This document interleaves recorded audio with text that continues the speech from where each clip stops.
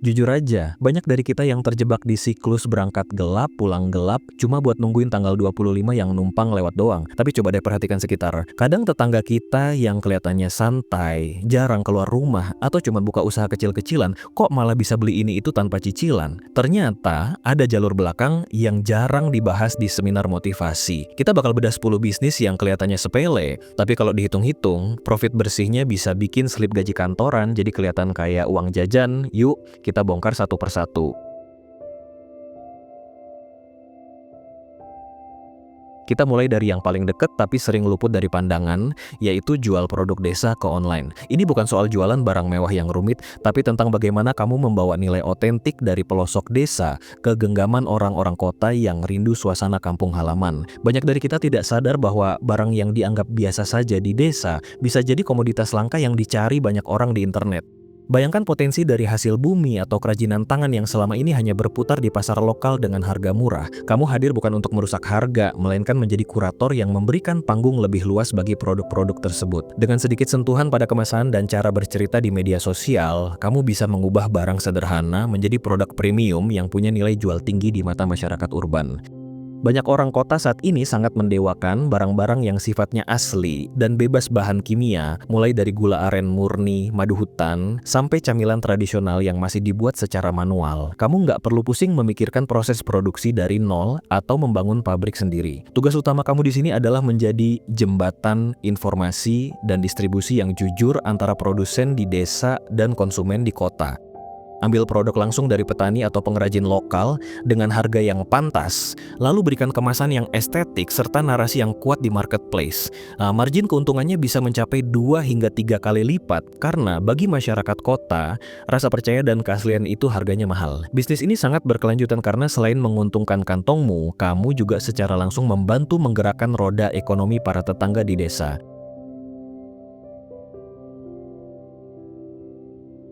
Mari kita bicara soal memanfaatkan aset yang mungkin sudah kamu miliki, namun selama ini terabaikan, sewa kamar atau homestay sederhana. Banyak orang mengira kalau mau terjun ke bisnis penginapan, itu harus punya modal miliaran atau membangun hotel berbintang yang megah. Padahal, tren traveling sekarang sudah bergeser ke arah yang lebih personal, di mana orang lebih mencari kenyamanan rumah daripada kemewahan hotel yang kaku.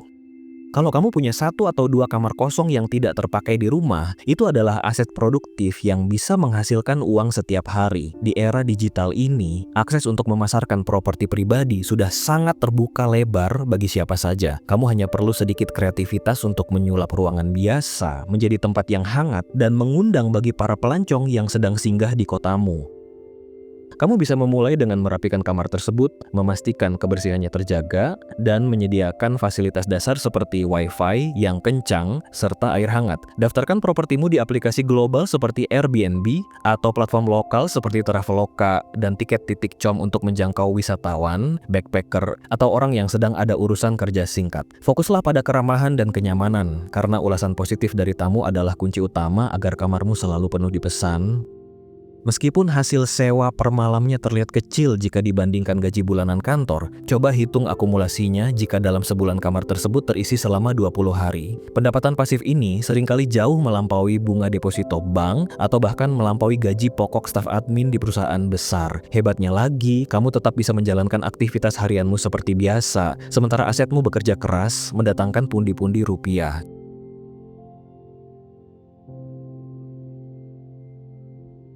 Coba sesekali kamu berdiri di depan gang rumah dan hitung berapa banyak motor yang lewat dalam 1 menit. Angka itu adalah bukti nyata kenapa bengkel motor sederhana tetap jadi primadona bisnis yang nggak ada matinya. Selama orang masih butuh mobilitas cepat untuk berangkat kerja atau mengantar anak sekolah, jasa perawatan kendaraan akan selalu dicari, bahkan di tengah kondisi ekonomi yang sedang sulit sekalipun. Motor bukan lagi barang mewah, melainkan kaki bagi hampir semua orang, dan setiap kaki pasti butuh perawatan supaya nggak mogok di tengah jalan. Menariknya, bisnis ini nggak menuntut kamu punya gedung besar di pinggir jalan raya. Kamu bisa memanfaatkan lahan kosong di samping rumah atau garasi yang tidak terpakai. Fokuslah pada layanan yang paling sering dibutuhkan orang setiap harinya, agar perputaran uang di kasir kamu terus mengalir tanpa henti. Kamu nggak perlu langsung jadi ahli modifikasi mesin yang rumit. Cukup fokus di servis rutin seperti ganti oli, ganti ban, atau sekadar membersihkan karburator dan injeksi. Kunci sukses di bisnis ini sebenarnya bukan cuma soal teknis, tapi soal kejujuran. Bengkel yang tidak ngetok harga dan tidak hobi menyuruh pelanggan ganti onderdil yang sebenarnya masih bagus, pasti akan punya barisan pelanggan setia yang rela mengantre setiap bulan karena sudah menaruh kepercayaan penuh pada kamu. Kalau dihitung-hitung, keuntungan dari selisih harga oli dan jasa servis harian itu lumayan banget buat menutup kebutuhan hidup. Bayangkan jika sehari ada 5-10 motor saja yang mampir, uang receh yang terkumpul, itu kalau ditabung bisa jauh lebih besar daripada gaji tetap bulanan. Ini adalah tipe bisnis yang kelihatannya kotor karena oli, tapi hasilnya sangat bersih dan bisa bikin kamu tidur nyenyak tanpa pusing memikirkan target dari atasan.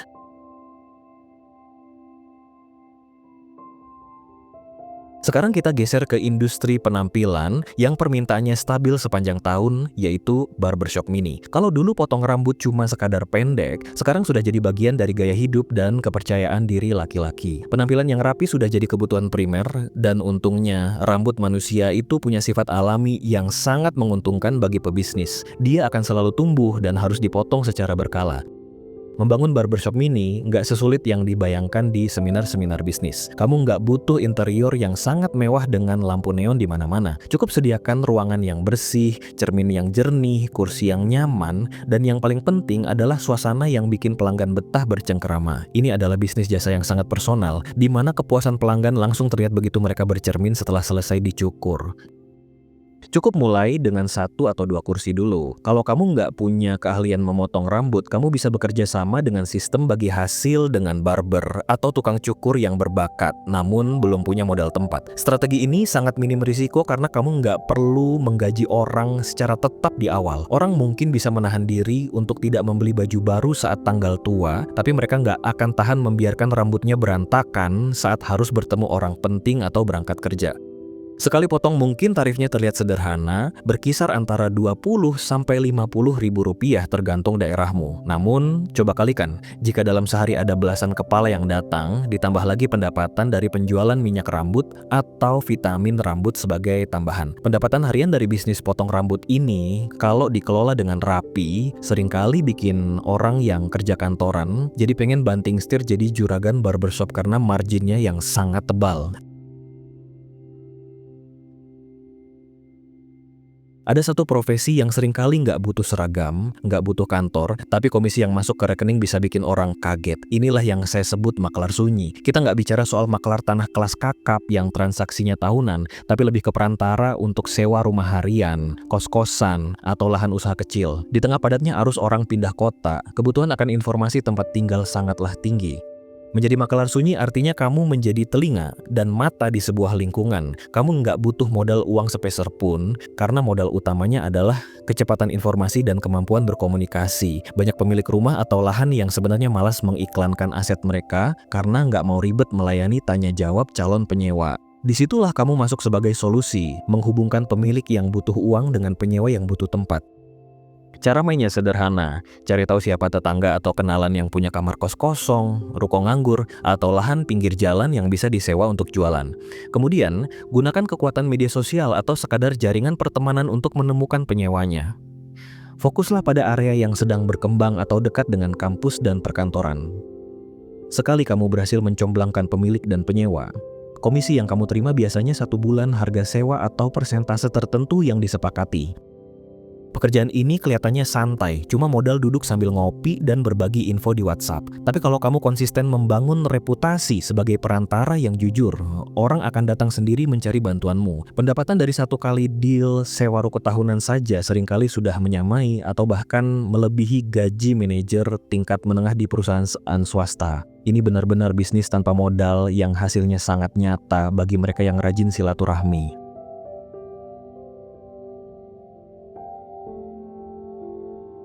Dunia digital sekarang sedang mengalami pergeseran besar, di mana konten durasi pendek seperti Reels, TikTok, dan YouTube Shorts menjadi raja.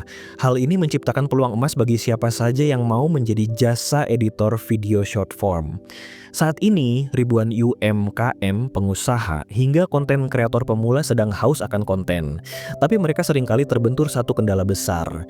Mereka punya bahan videonya tapi nggak punya waktu atau keahlian untuk mengeditnya menjadi menarik. Kamu nggak perlu jadi ahli sinematografi kelas dunia untuk memulai bisnis ini. Cukup dengan laptop sederhana, atau bahkan hanya dengan smartphone, kamu sudah bisa membuka jasa editing.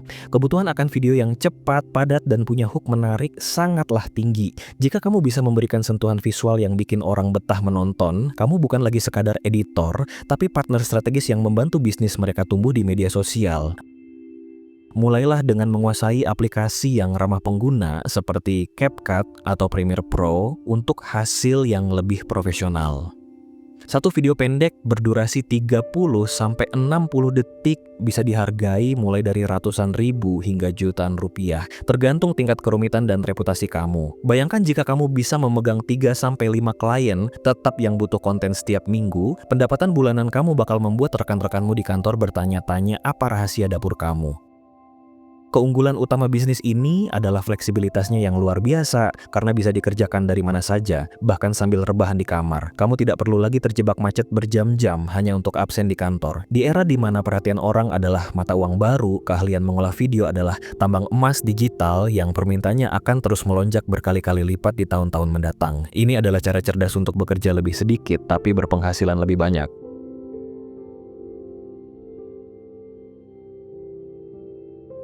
Selama jalanan kita masih berdebu di musim panas dan berlumpur saat musim hujan, jasa cuci motor dan mobil akan selalu menjadi tambang emas tersembunyi. Banyak orang kantoran atau pengusaha yang sangat peduli dengan kebersihan kendaraan mereka, tapi mereka terlalu lelah atau tidak punya waktu luang untuk melakukannya sendiri di rumah. Inilah celah besar yang bisa kamu manfaatkan untuk membangun bisnis dengan aliran kas harian yang sangat sehat. Menariknya, bisnis ini tidak menuntut kamu memiliki modal gedung yang megah sejak awal. Kamu bisa memanfaatkan lahan kosong di depan rumah atau menyewa lahan kecil di pinggir jalan yang strategis. Cukup sediakan air yang melimpah, mesin steam sederhana, dan sabun berkualitas. Selama kamu bisa memberikan hasil yang bersih total sampai ke sela-sela mesin, pelanggan tidak akan keberatan membayar lebih demi melihat kendaraan kesayangan mereka kembali kinclong seperti baru keluar dari dealer. Rahasia sesungguhnya agar bisnis ini mengalahkan gaji kantoran ada pada layanan tambahan dan detail kecil yang sering diabaikan orang lain. Jangan cuma sekadar menyemprot air, tawarkan layanan semir ban yang tahan lama, pembersihan interior dengan vacuum cleaner, atau pemberian pengharum kabin yang premium. Hal-hal kecil seperti ini menciptakan pengalaman yang memuaskan bagi pelanggan dan membuat mereka tidak ragu untuk kembali lagi setiap minggu, bahkan merekomendasikan jasa kamu ke teman-temannya. Coba hitung secara kasar, jika satu motor tarifnya 15-20 ribu dan satu mobil 50 ribu, dalam sehari kamu hanya butuh segelintir pelanggan untuk mencapai omzet yang lumayan. Jika dikelola dengan benar dan punya 1 atau 2 karyawan yang cekatan, profit bersih bulanan dari bisnis basah ini bisa dengan mudah melampaui angka yang tertera di slip gaji manajer. Ini adalah bukti nyata bahwa kerja keras yang kelihatannya kotor-kotoran bisa menghasilkan uang yang sangat bersih dan stabil.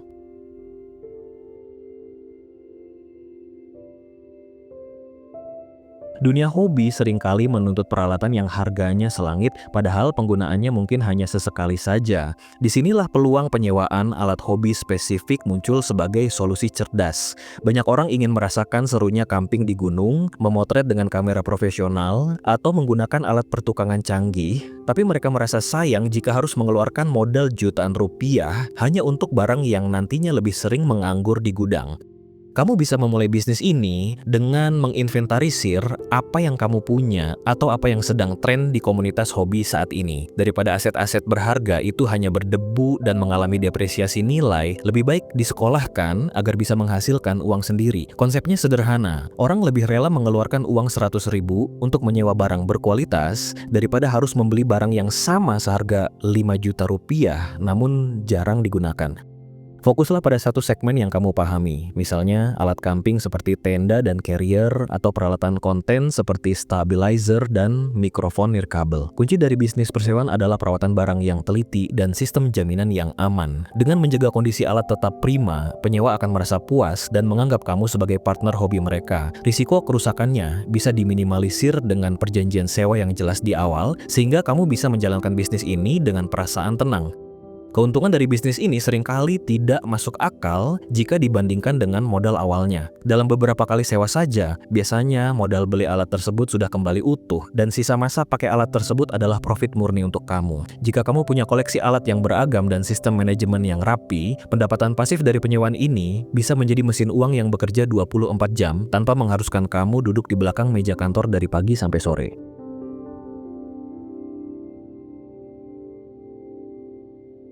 Banyak orang pintar berdagang dan punya produk yang laku keras, tapi mendadak pusing 7 keliling begitu dihadapkan pada tumpukan kertas dokumen.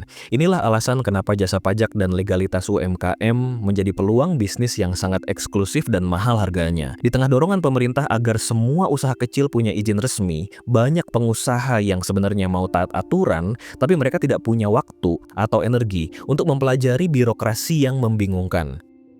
Kamu hadir bukan sebagai orang kantor yang kaku, melainkan sebagai partner strategis bagi para pejuang UMKM. Kamu tidak perlu menjadi seorang akuntan publik dengan gelar berderet untuk memulai. Yang paling penting adalah kemauanmu untuk mempelajari alur perizinan terbaru dan sistem pelaporan pajak yang kini serba digital. Dengan membantu mereka, kamu sebenarnya sedang menjual ketenangan pikiran bagi pemilik bisnis, agar mereka bisa fokus jualan tanpa perlu takut didatangi petugas pajak atau kendala izin. Layanan yang bisa kamu tawarkan, mulai dari pengurusan nomor induk berusaha atau NIB, sertifikasi halal, hingga pendampingan lapor pajak tahunan. Bayangkan, satu klien UMKM mungkin terlihat kecil, tapi jika kamu bisa memegang puluhan klien yang butuh laporan rutin setiap bulan, pundi-pundi rupiah yang terkumpul akan sangat stabil. Jasa seperti ini biasanya punya tingkat loyalitas yang tinggi, karena sekali pengusaha percaya padamu untuk urusan rahasia dapur mereka akan terus menggunakan jasamu bertahun-tahun. Keunggulan bisnis ini adalah minimnya modal fisik. Kamu tidak butuh stok barang atau sewa toko besar, cukup laptop dan koneksi internet yang stabil. Kamu bisa bekerja dari kafe atau dari meja makan rumah sambil tetap mendapatkan penghasilan profesional. Bayaran dari satu kali pengurusan legalitas yang sukses seringkali setara dengan bonus tahunan karyawan kantor. Padahal waktu yang kamu habiskan mungkin hanya beberapa jam saja di depan layar. Ini adalah bisnis otak yang marginnya hampir 100% profit.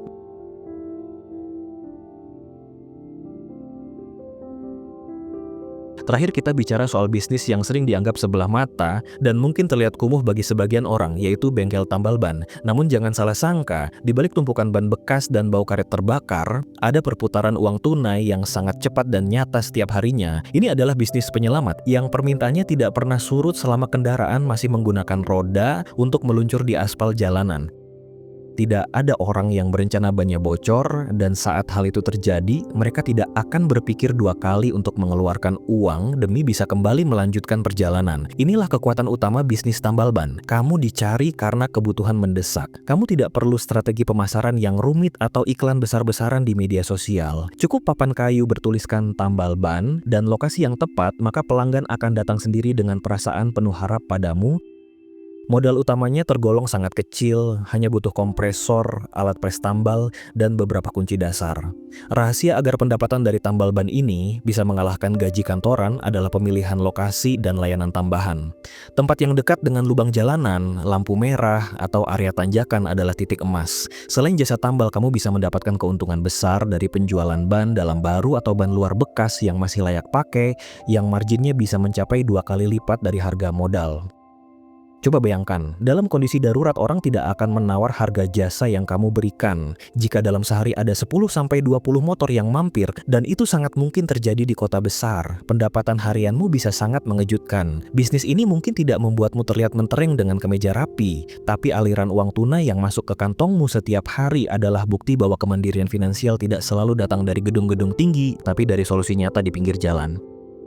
10 ide bisnis tadi membuktikan satu hal, peluang besar seringkali bersembunyi di balik pekerjaan yang dianggap sederhana. Kesuksesan finansial tidak harus selalu datang dari balik meja kantor atau gedung tinggi, tapi bisa lahir dari solusi nyata yang kita berikan untuk masalah di sekitar kita. Bisnis-bisnis ini mungkin tidak terlihat mentereng, namun mereka menawarkan kemandirian dan hasil yang seringkali jauh melampaui apa yang dijanjikan oleh slip gaji bulanan. Dunia sedang berubah dan sekarang adalah saat yang paling tepat untuk mulai membangun asetmu sendiri. Tidak perlu menunggu modal besar atau waktu yang sempurna untuk melangkah. Cukup mulai dengan apa yang ada, jaga konsistensi, dan fokuslah pada nilai manfaat yang bisa kamu berikan kepada orang lain. Ingat, keberanian untuk memulai adalah modal terbesar yang sebenarnya sudah kamu miliki sejak awal. Informasi di video ini tujuannya untuk edukasi dan referensi saja. Saya bukan penasihat keuangan profesional. Segala bentuk risiko dari keputusan bisnis yang kamu ambil adalah tanggung jawab pribadi masing-masing. Tetap bijak, teliti sebelum memulai, dan semangat berwirausaha. Kalau kamu merasa pembahasan ini bermanfaat, jangan lupa tekan tombol like, supaya video ini bisa menjangkau lebih banyak orang yang mungkin lagi butuh jalan keluar finansial. Saya juga penasaran, dari 10 ide tadi, mana nih yang menurut kamu paling memungkinkan untuk dijalankan di lingkungan sekitar kamu? Atau kamu punya ide bisnis diam-diam lainnya? Yuk kita ngobrol dan berbagi sudut pandang di kolom komentar. Jangan lupa subscribe juga ya, biar kamu nggak ketinggalan bedah peluang bisnis realistis lainnya yang bakal saya bagikan di channel ini. Sampai ketemu di video berikutnya.